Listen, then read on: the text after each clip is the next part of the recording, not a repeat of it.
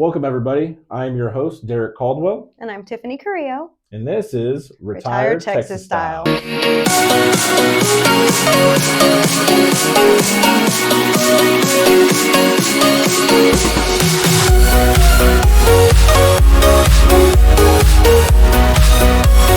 So Tiffany and I talked about doing this podcast for a long time. Yeah, so, it's been a long time coming. Yeah, for sure. So we wanted real life situations that come from our clients and just real life applicable information to be given out. Mm-hmm. There's a lot of stuff out on social media and just some of it good, some of it bad, right? Yeah. So and we want it to be fun for everybody, but really impact y'all. And things like even like buying cars and things like that. Which you love to do. Debt. Yeah. Oh, yeah. I think I'm on my 31st car, guys. I'm on my third. It's it's definitely my financial vice. So I can tell you anything and everything about buying a car. So we really wanted to just do these weekly going forward and spend some time giving y'all good information out there. So please, you can comment below, make any suggestions to us. Any topics you'd like us to cover or questions you want us to answer for you, just comment them and we'll be happy to cover them in our next episode. So if anybody knows anything about Hoyl Financial or calls into us, guys, you're most likely going to talk to Tiffany at the start, right? Yep, that's me. I mean, really, how many people do you talk to today? If we had to put a number on it, I'd say closest to like 25, 30. Wow. On a good day. I need to pay you more, I think, but no. You heard it here first. Yeah, I'm on camera now, so yeah. Well, kind of tell me when people call in that want to have a meeting with me, new people that want to come on as clients or whatever, what are they worried about the most?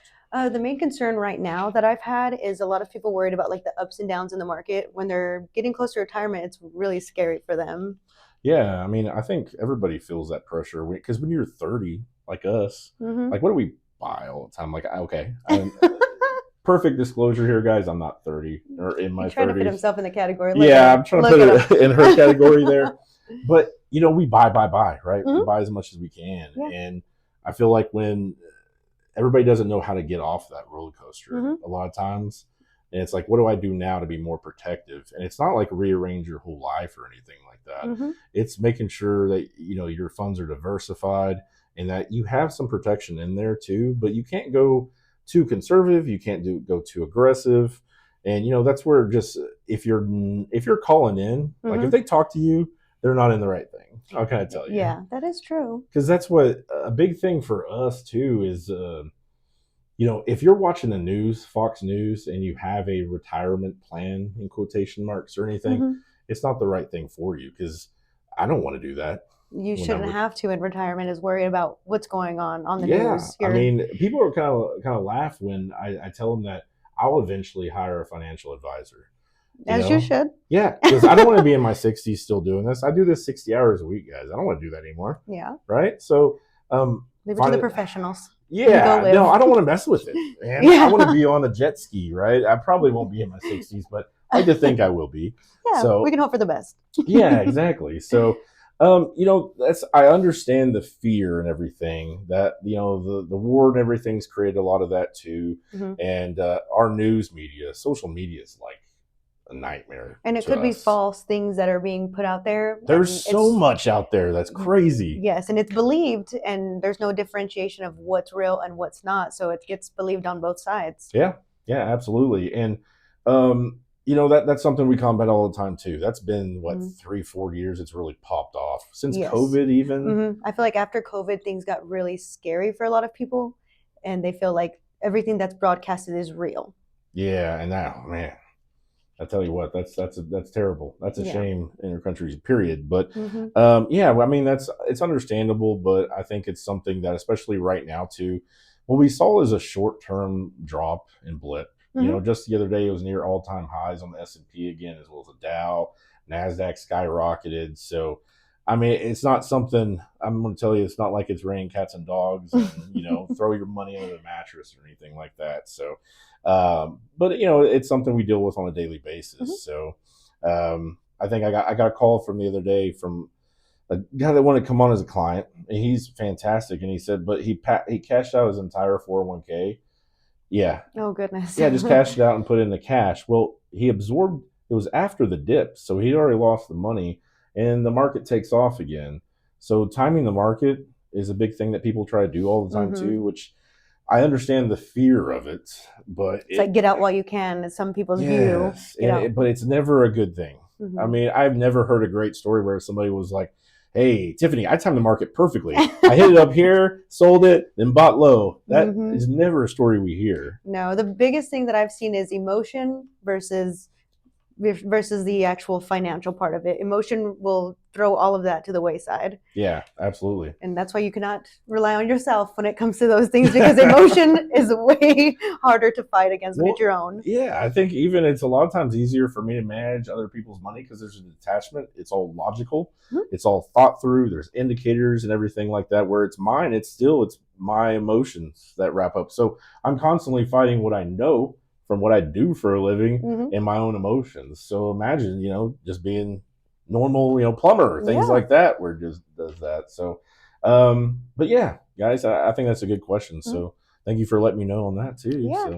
So. Keep your eye on the market. Yeah. People are worried about that. So, but yeah, so let's talk about this dog you have. Oh, I just got a new puppy and it is exhausting. I did not think that a small little dog, okay, I got a miniature long-haired Dachshund. First time ever getting a small dog. Mine are like medium size. Is he long-haired? Yeah. Too? Oh, wow. Yeah, her ears like flop into her water when she drinks.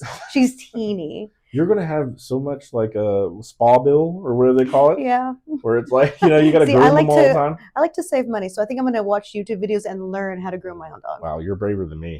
She's teeny. I know, but I just worry about cutting their ears or something like that, I guess. No. So. Now I got it in your head, don't I? Yeah. I'm like, taking them a bath. That's easy. I didn't think about cutting their hair. Well, a lot of our clients have a lot of dogs and things like that. That it's kind of like they bring them in the office and, hang out with us and everything. So that's pretty cool. But are you enjoying being a new mom? I am. She is very needy. She wants to be. I did the mistake, as people do, with the skin-on-skin contact. Oh. And so whenever she was barely brought to me, I put her on my chest here, and she cannot sleep unless she is touching my skin on my warmth. Did she get on you? Yes, and goes inside my sweaters. I have to wear I got a Snuggie so she can sleep inside of it. It's a whole thing. She's spoiled already. Wow. See, there's so much I knew that from human babies. Yeah. Right. But yeah, there's so much of that goes into She wants to smell me and be close to me. She knows where I'm at all the time. I think at 42, I'm done with the new dogs and babies. So I don't think I could do that anymore. He said his honestly. age. He's not in his 30s. You caught it here. I said my age. It's out there now. Oh no. Pretty sure you can look at my date of birth somehow these days. But Speaking of, you're an April Fool's baby. I am. Fact. Yeah, April Fool's. So growing up, I got pretty much about every joke you could possibly imagine or, gag or anything like that. Oh, yeah. So now it's just another day. I try to downplay it a lot too, just for that reason. So, yeah. But, Tiff, that's me. And I downplay my birthday, but a lot of people don't. I don't. You don't? My birthday is a very serious thing. That's true. We got a cabin in Colorado last year. I know you remember whenever we did that. I do, yeah. It has to be a big celebration. Now, you don't enjoy it, but there's a lot of people who birthday is a holiday. Sometimes birthday month, birthday week, they will celebrate through it. Well, I get that because I don't downplay my kids. Right? My kid's birthday is huge, and it's like this whole extravaganza thing. But, we do have clients that do some crazy things, guys. Oh, yeah. That's that last one that's off the top of my head is bought a new car for his wife, which was fantastic. By the way, I don't recommend that. She was not very happy. So, but when you can spend $140,000 on an SUV without asking your wife, just the guys out there, don't do that. That's not a good idea across the board. But yeah, splurging, right? We talk about it a lot with expenses and things like that. Yeah. What do you think your expenses are a month? Honestly, I don't know. Yeah. As long as I don't go overdrawn and I still have funds, that's about where I'm at. Well, and I have to look at it, every so often because they get out of control, right? And that's a huge thing. If people ask me about in retirement, what's really important, but I hate to say using a budget because budget's seen as a bad word. But it's really not. It's like putting your money where it's important to you. Yeah. Because I've seen people spend $1,000 a month at Starbucks. no problem. And it doesn't seem like it whenever you swipe your card and it's $20 here, $5 there, but it really does add up. Yeah, well, people will come in and they'll say, "Hey, Derrick, I have $3,000 a month in expenses." And I'm like, "No, you don't. Triple that." Yeah, there's no way, right? So when you look at expenses and how you're utilizing your money, right? I mean, go through your bank statements. Every bank statement now, guys, has like 3 different sections where it'll tell you, you know, how much you got credit each month, what your debits are, you know, any fees, things like that. But go through those expenses. In fact, most of them, I know Bank of America, Wells Fargo have an expense tracker. You ever seen one of those? Yeah. Yeah, it's kind of depressing. I don't even want to look at it. Yeah. I'm like, DoorDash? Yeah. One month, me and my wife spent like $1,500 on eating out. And it was a heavy month, but I was sitting there going, that is ridiculous. Yeah. It's just money we blew for no reason. And it's just food, right, guys? At the end of the day, it's like, come on now. But it's more than that. Whenever it really, if you boil it down and you try to make sense of it, it's like, I got to spend time with family. We were, you know, it's all centered around, yes, going out to eat, but it's socializing, right? Okay, so I see you on the socializing part, but I will challenge you on the fact that it's like, it's not a time saver. It's not. I'm waiting for everything. Yeah, we'll go because, you know, we live out in Bushland, and it's 20 minutes there, 20 minutes back or whatever. And we'll go home and we'll be like, I don't feel like cooking. Let's go. You know, I wouldn't just want to grab something. By the time I go into town and get pizza or whatever and come back, I could have made that pizza barehanded, made salad, everything else. And it was like, I didn't save any time. No, but it feels like it. It does. You know what it does is it gives us the time to do something that we want to do, is what it is. So while the food's being delivered or whatever, what are we doing? You know? You're working on what do you have to do tomorrow. You're spending time with the kids too. Yeah, or you know, TikTok, whatever. Yeah, whatever somebody's into, kind of thing. But yeah, and man, the phone. Don't get me started on the phone. It's like the worst waste of time ever. Yes, it's called doom scrolling. It's a lot of people like decompress after work and everything, and just scroll on your phone to shut out everything and kind of just. But it takes what feels like it's 30 minutes. Could literally be 2 hours of just sitting there scrolling. I mean, TikTok in itself is fast media, and it's gotten us to have a shorter attention span. Okay, so I'm going to look this up because I'm interested in this. Like, how time do people doom scroll? Okay, I just want to see the average person here. Wow. So it says 81% of people do doom scroll. And you're right on the term and everything. So y'all can see the age difference here, by the way. And wow. So the average American, okay, just guess. Okay. Like hours-wise? Yes. Okay. Work 8 hours a day. I want to say like 6 hours on their phone. So average per week is 6.5 hours. Per week? Per week. Not daily. Not daily. Oh, okay. That's not bad. Hours a week, yeah. I challenge everyone. No. That's daily. Wow. No. So I misread that. It's 3.5 hours. Sorry, 6.5 hours a week at work. Doom scrolling. I would challenge everybody to open up your screen. What is it? Screen time on your phone. You can see how much you spend and which app you spend the most time on. I don't want to do that, probably. Yeah, my highest one, I believe, is Hulu, but because I sleep with it on my phone. That's an excuse. So how much time does your say? Have you looked at it before? Yes. So I have like 6 hours on TikTok, even Facebook, and that's because I don't really, I guess I scroll on Facebook, but I don't really do much on there. I gotcha. Just like reading or Marketplace is So a week awesome. It's 17.3 hours is the average person spends on their phone doom scrolling. You know what? You remember during COVID, and I was like, I want to learn Spanish. Yeah, I could have. I could have been fluent in Spanish. My Spanish is not very good, guys. All right, so you'll have to know that before coming here. But wow, that's a crazy amount of time. But you know, kind of going back to expenses and things like that. That's also your phone. Yeah, there's a lot of purchasing and everything. Amazon. Like Amazon, they were way ahead of their time. The fact that you never have to go anywhere, you just buy anything you want, kind of thing. So, and with us having an Amazon warehouse here, you can get things same day or 2 day really quick. Yeah, and it makes it so much fun, so much better. I like that though because it's time saving. When you really talk about time saving, that kind of thing. I don't want to go to Walmart. I hate Walmart. Or you go to Walmart and it's out of stock. Yeah, that is very frustrating. They're like, oh yeah, go to the one over there on Coulter. Then you have to, I've done it before, and it's easier to just buy it online. Yeah. I also started the membership for Walmart Plus to deliver my groceries. That's how much I don't like the store. Hey, that since COVID, that's popped off like big time. Yeah, it's so much easier. Well, and that's one thing too that might even help with expenses when you look at them is that because if you go into Walmart, what are you going to do? They put the meat purposely at the very back, and the so you have to milk walk and through everything, eggs. right? Yeah, so you have to walk through the clothing, through everything, and then like the exit way. Because I took some classes about like marketing tactics. Mm-hmm. So whenever you're leaving the store, you know how they have like the candy, the gum, all kinds of little knickknacks, and so you can grab things on your way out. Yeah, You're already done. Yeah, exactly. Just for you to just grab more on the way out. Yeah, they're smart with that, but that's something. So going back to retirement expenses and everything too, like we talked about. I mean, it's something we don't see a lot. No. It's something I have to generally. A lot of people will even need me to go through their bank statements with them. But I promise you, you'll be surprised by the things that we spend money on. Because I am, it just myself going through it and everything. And so when you talk about retirement and getting your expenses in order, that's the first thing I recommend. Go through it and actually see what your expenses are. Yeah. Because the next meeting, people come in and they're like, it's actually $6,800 a month. It's like, okay, so yeah, big difference there. Because they're just calculating in like mortgage bills. Yeah, the bills. That is not expenses. There's more layers to that. But I think as American people, we are really good at bills. That's something like most people paid on time, everything, direct draft, right? You never even see it. It just comes out of your account. But it's discretionary. It's all the money left over.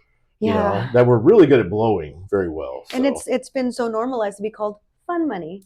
Oh, yeah. Instead of like throwing it in savings, it's like, oh, no, I have all this extra money. I did want that new pair of shoes. So, I read the other day, Forbes magazine, they were talking about the average American and how much money they have in savings, right? And so the average American cannot go longer than 3 weeks without being paid. In other words, they only have 3 weeks of savings to cover them. So, and it was something like, I have to check. Okay, I'm gonna look this up again too, because it was startling. Like average. Yeah, because I know that it was like taught to us. I took a class in high school called Dollars and Cents, and you're supposed to have 3 months worth of income in savings.